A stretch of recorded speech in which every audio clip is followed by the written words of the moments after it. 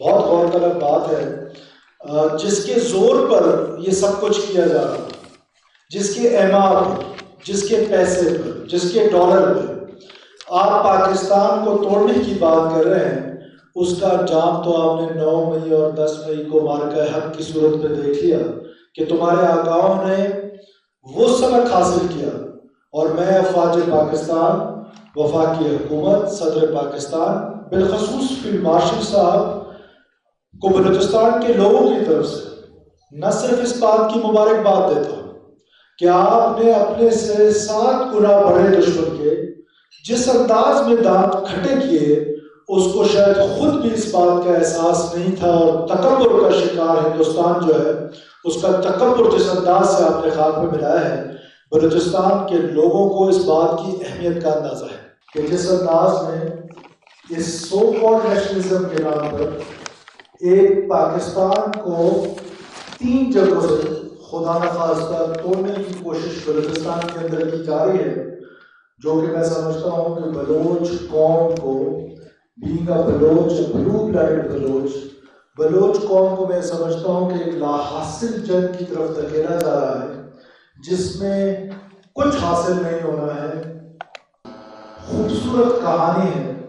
اس خوبصورت کہانی کو بیان کرنے والے لوگ اول تو بہت کم ہیں، اور جو ہے بھی ان کو اس طریقے سے ٹریٹ کیا جاتا ہے کہ ان کی بات کو وزن نہ دیا جائے۔ حالانکہ اگر آپ بہت غور و خوض کریں، کیونکہ آج ہم جشن آزادی اور مارکہ حق دونوں کی خوشیاں منا رہے ہیں، تو بلوچستان میں قیام پاکستان کے اندر بلوچستان کے لوگوں نے جو کردار ادا کیا وہ تاریخ میں سنہرے حروف میں لکھا جائے گا۔ جس طریقے سے حضرت قائد اعظم محمد علی جناح رحمۃ اللہ علیہ کو بلوچستان میں ہیرے اور جواہرات کے ساتھ تولا گیا، وہ تاریخ کا حصہ ہے، اور جس طریقے سے بلوچستان کے قبائلی مشران نے، قبائلی سرداروں نے ایک جرگے کی صورت میں بلوچستان کو پاکستان کے ساتھ شامل کرنے کا فیصلہ کیا، میں سمجھتا ہوں کہ پاکستان مکمل ہی اس دن ہوا جس دن بلوچستان اس میں شامل ہوا۔ اور اب یہ ہماری بدقسمتی ہے کہ ریسنٹ پاسٹ میں آپ نے دیکھا کہ جس انداز میں اس سو کالڈ نیشنلزم کے نام پر ایک پاکستان کو 3 جگہوں سے خدا نخواستہ توڑنے کی کوشش بلوچستان کے اندر کی جا رہی ہے، جو کہ میں سمجھتا ہوں کہ بلوچ قوم کو being a Baloch, blue blood Baloch قوم کو میں سمجھتا ہوں کہ ایک لا حاصل جنگ کی طرف دھکیلا جا رہا ہے، جس میں کچھ حاصل نہیں ہونا ہے، ماں سوائے پشت خون کے، ماں سوائے معصوموں کے خون کے، اور ماں سوائے دہشت کے، ماں سوائے بندوق کے، بلوچ کو بحیثیت بلوچ قوم کچھ حاصل نہیں ہونے والا، اور بلوچستان کے لوگوں کو ایک منظم سازش کے تحت پاکستان سے جو دور کرنے کی سازش ہو رہی ہے، میں سمجھتا ہوں کہ وہ ایک لا حاصل جنگ ہے، اس سے کچھ حاصل نہیں ہوگا جب جس کے زور پر، بہت غور طلب بات ہے، جس کے زور پر یہ سب کچھ کیا جا رہا ہے،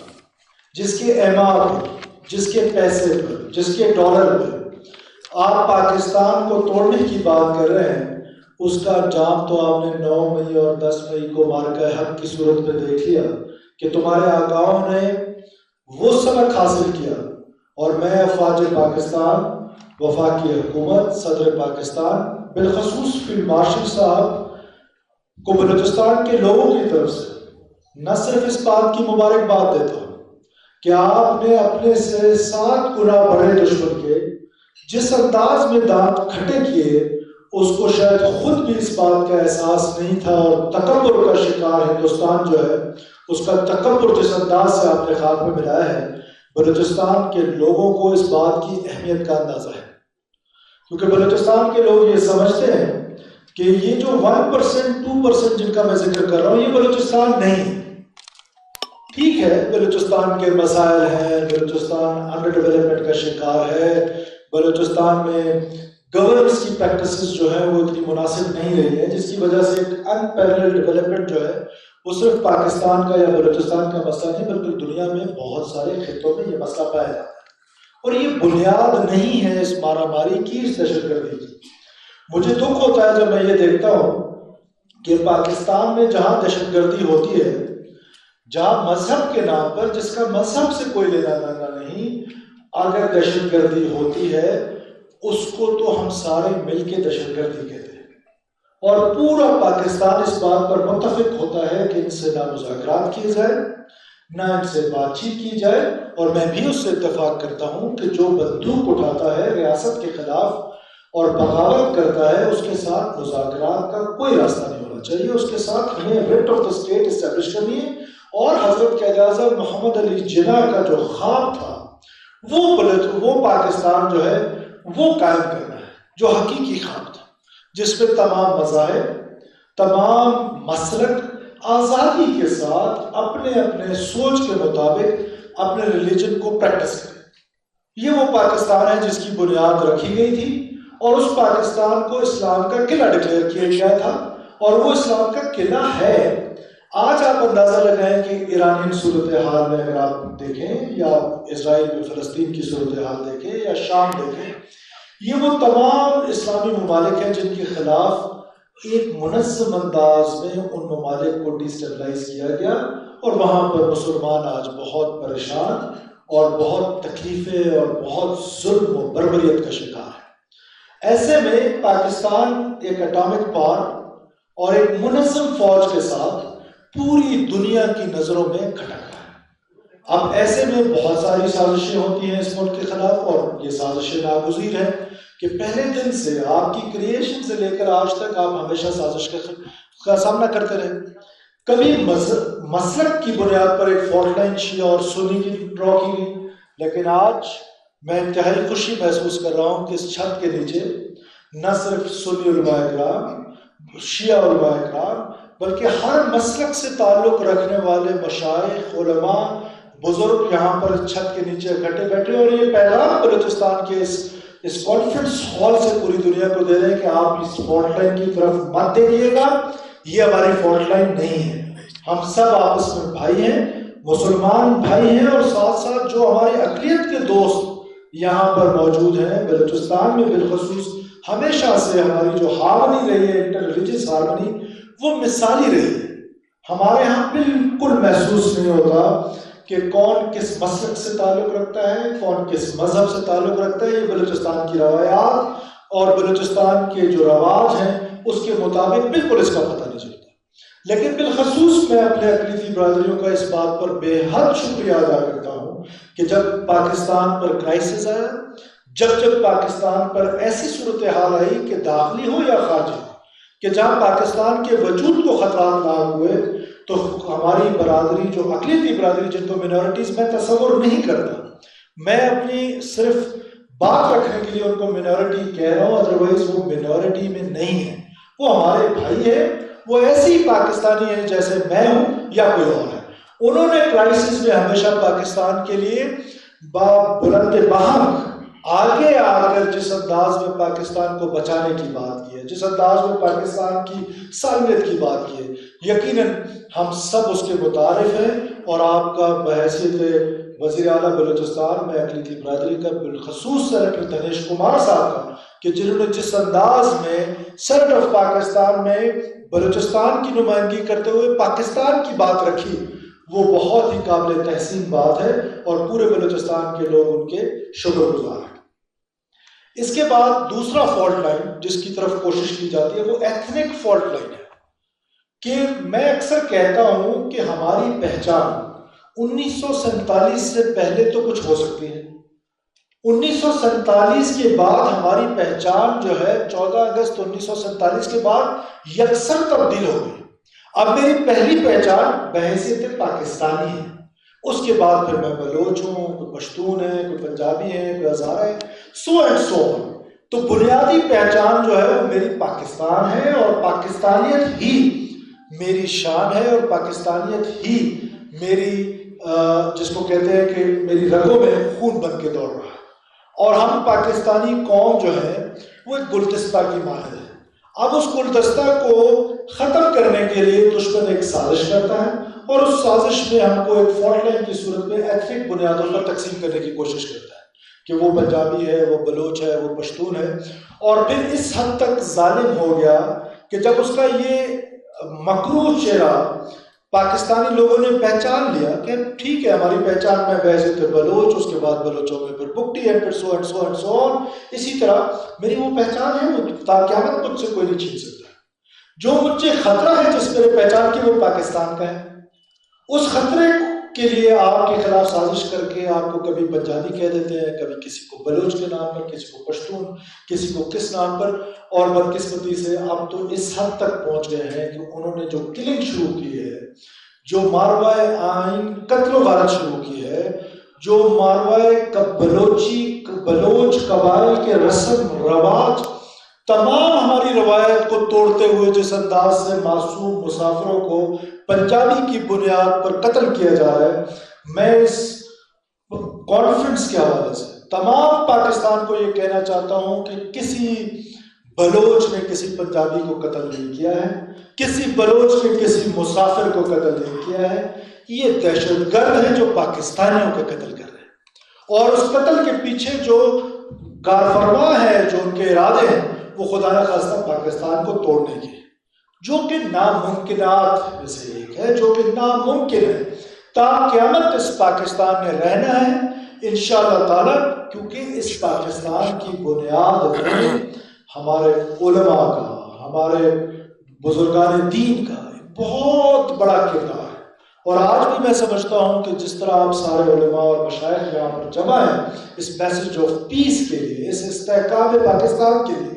یہ وہی پیغام ہے کہ اس ملک کو تا قیامت رہنا ہے، اور اس ملک کو انشاءاللہ تا قیامت کوئی گزر نہیں پہنچا سکتا۔ اب آپ معصوم لوگوں کا قتل و غارت کر کے اپنے آپ کو بلوچ کہتے ہیں، میں تو کم سے کم بلوچ کہلانے کے لیے آپ کو تیار نہیں، آپ صرف دہشت گرد ہیں، آپ کی پہچان دہشت گردی ہے۔ اب ہوتا کیا ہے کہ اس کے وائلنس جو ٹول ہے اس کا استعمال صرف ریاست کر سکتی ہے، اس کا اختیار صرف ریاست کے پاس ہے، کسی جتھے کے پاس نہیں، کسی گروہ کے پاس نہیں، کسی گروہ کے پاس نہیں۔ آئین پاکستان کانسٹیٹیوشن کے آرٹیکل 5 میں بڑا کلیئر ہے، وہ آپ کو کہتا ہے کہ unconditional loyalty towards state of Pakistan. When it is unconditional, تو یہ کنڈیشن نہیں لگائی جا سکتی کہ میں ڈیولپڈ نہیں ہوں، مجھے روزگار نہیں ملا، مجھے روزگار کے مواقع نہیں ملے، مجھے اسکول اسپتال نہیں ملے، تو میں کانسٹیٹیوشن آف پاکستان کو نہیں مانتا۔ کانسٹیٹیوشن آف پاکستان میں سمجھتا ہوں کہ وہ ڈاکومنٹ ہے کہ جس کو بہت بنیادی ڈاکومنٹ ہے، جس کی وجہ سے پاکستان کا وجود ہے۔ جب وہ کلیئر ہے اس میں، تو آپ کون ہوتے ہیں اس جنگ کو جسٹیفائی کرنے والے اور جھوٹا جسٹیفائی کرنے والے کہ ہم اس بنیاد پہ لڑ رہے ہیں کہ یہاں پر سڑک اور روڈ نہیں ہے؟ جو میں نے آپ سے کہا کہ مذہب کے نام پر دہشت گردی ہے، اس کو تو ہم سب مل کے دہشت گردی کہتے ہیں، اور اس کو بدقسمتی سے ایک ٹرمینالوجی استعمال ہوتی ہے کہ ناراض بلوچ۔ کون سی ناراضگی ہے بھائی جس پر آپ جا کے آج اگر میرا غازی خان کے لوگ کم ڈیولپڈ ہیں یا کشمیر کے لوگ کم ڈیولپڈ ہیں تو بندوق اٹھائے اور کراچی والوں کو جا کے مارنا شروع کر دیں، اور پھر اس کی جسٹیفکیشن ڈھونڈیں کیونکہ ڈیولپمنٹ نہیں ہے کشمیر میں جتنی کراچی میں، تو میں جا کے کراچی کے لوگوں کو ماروں گا۔ نہ دین اس کی اجازت دیتا ہے، نہ دنیا کی کوئی بھی دنیا کا دین اٹھا لے وہ اس معصوم لوگوں کی قتل و غارت کی اجازت نہیں دیتا ہے۔ ریاست سے محبت کا جو درس ہے وہ تمام دنیا کے جتنے بھی مذاہب ہیں اس کے اندر موجود ہے، اور ریاست سے جو انکنڈیشنل لوائلٹی ہے وہ ہمارا نہ صرف دینی فریضہ ہے، میں سمجھتا ہوں کہ وہ ہمارا مذہبی فریضہ کے ساتھ ساتھ ہمارا قومی فریضہ ہے، اور ہم سب کو اس فریضے کو ادا کرنے میں اپنا اپنا کردار اپنے اپنے لیول پہ ادا کرنا چاہیے۔ جہاں میں اکثر سمجھتا ہوں پاکستان کے خلاف کبھی ایتھنک بنیادوں پہ سازش، کبھی سوشل منور کر کے سازش، کبھی یہ فتنہ، سب سے بڑا فتنہ جو اس ملک میں موجود ہے وہ فتنہ آج کی دنیا میں سمجھتا ہوں، دو اس کو ڈس ایگری کرنے کا آپ سب کو حق ہے، کہ وہ یہ سوشل میڈیا ہے جو اتنا بڑا فتنہ اس معاشرے میں، یہ معاشرہ اس کے لیے تیار نہیں تھا۔ جہاں باقی دنیا نے اس کو اڈاپٹ کیا اور انہیں پہلے اپنے جو معاشی سٹینڈرڈز تھے وہ بہت اوپر لے گئے، پھر جو ان کے معاشرتی سٹینڈرڈز تھے ان کو وہ بہت اوپر لے گئے، اس کے بعد وہ آج 4G اور 5G کو انجوائے کر رہے ہیں۔ بدقسمتی سے ہم اپنی معاشرتی اصلاح بھی ایز اے قوم اپنی نہیں کر پائے پچھلے 70-75 سالوں میں. ہم اپنی معاشی اصلاح بھی نہیں کر پائے، جس کی وجہ سے ایک ڈسپیرٹی نظر آتی ہے قوموں کے درمیان، ملک صوبوں کے درمیان. اس ڈسپیرٹی کی وجہ سے ایک ریاست کے خلاف ایک منظم سازش کر کے اس کو استعمال کر کے اور یہ سوشل میڈیا کا استعمال کر کے سب سے زیادہ اس کو عام بلوچستانی کے ذہن میں، ایک عام بلوچ کے ذہن میں بری طریقے سے زہر کے انداز میں گھولا جا رہا ہے، زہر کے انداز میں. اور یہ اتنی خطرناک بات ہے کہ ہماری نوجوان نسل کو ریاست سے ڈس انٹیگریٹ کیا جا رہا ہے. اس کا حل صرف اور صرف ڈائلاگ ہے کہ اس کے ساتھ، اس نوجوان کے ساتھ جس نے بندوق نہیں اٹھائی، جس نے وائلنس کا راستہ اختیار نہیں کیا، جس نے تشدد کا راستہ اختیار نہیں کیا، اس کے ساتھ بار بار انگیجمنٹ کی ضرورت ہے. اور آپ کی حکومت یہ انگیجمنٹ کا کام ہر لیول پہ کر رہی ہے، نہ صرف ڈویژنل لیول پہ بلکہ ضلعی سطحوں پر جرگے منعقد کیے جا رہے ہیں، اسٹوڈنٹس کے ساتھ ملا جا رہا ہے. جہاں ڈپٹی کمشنرز کر رہے ہیں وہاں میں خود اور کمانڈر 12 کور جو ہیں وہ ہم جا کے ہر